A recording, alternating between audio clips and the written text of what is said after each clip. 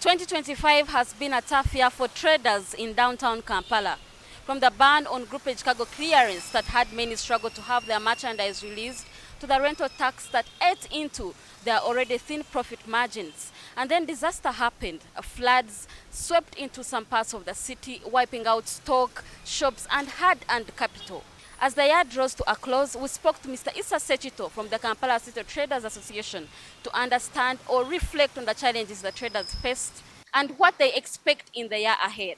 It is a year where we have had two major demonstrations by the business community in a range of 6 months. And unfortunately, despite the fact that people demonstrated, the issues are still pending. During the festive season, they hope to cash in. However, hawkers have blocked their way to the arcades, where at every turn there are vendors who only bear a fraction of doing business. People are in the shops. People pay rents in dollars, pay expensive rents, very high rents. But they have not been given a time to work for the end of the year season because KCCA adamantly and stubbornly kept street vendors on the verandas, selling the same goods like the ones being sold within the arcades, within the markets, within the other legal operating premises.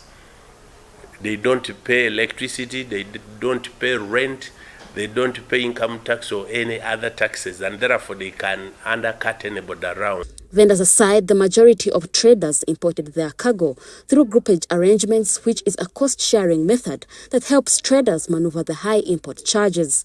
However, in April this year, URA stopped group clearances, leaving the business community confused. If you think a House Bill of Lading is in what is favorable, prove it.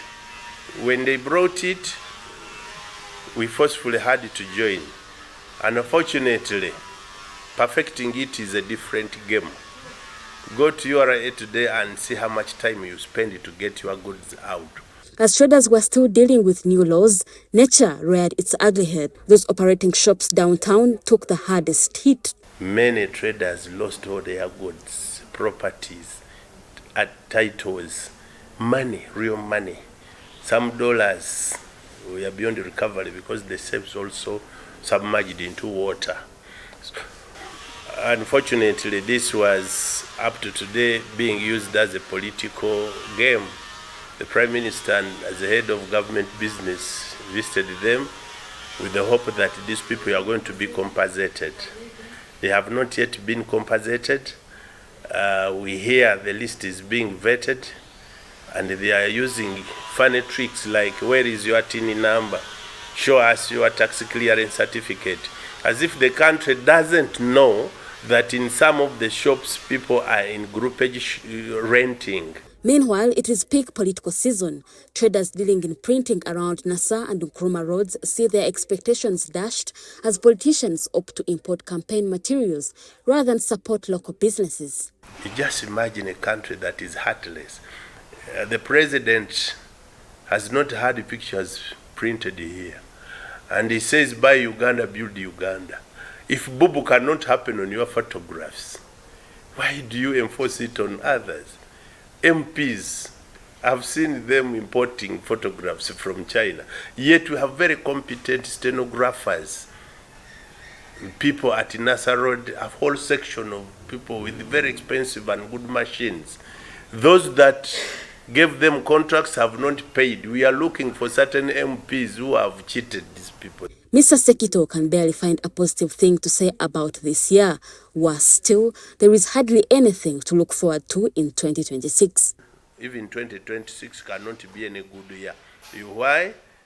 Because if you cannot collect money for at least 6 months for the next financial year, then you are going to struggle for even the preceding year, because it is in November, December, and January that we do some good harvesting.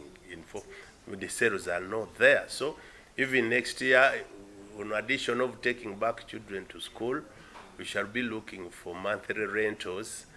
We should have paid 6 months and relax a bit. For most traders, 2025 is remembered more for survival than success, with unresolved policy challenges, rising costs, and ongoing losses. Many enter the new year cautiously, hoping for stability, fair enforcement of regulations, and an environment that allows their businesses to recover and grow. Ronah Nahabwe, NTV Business.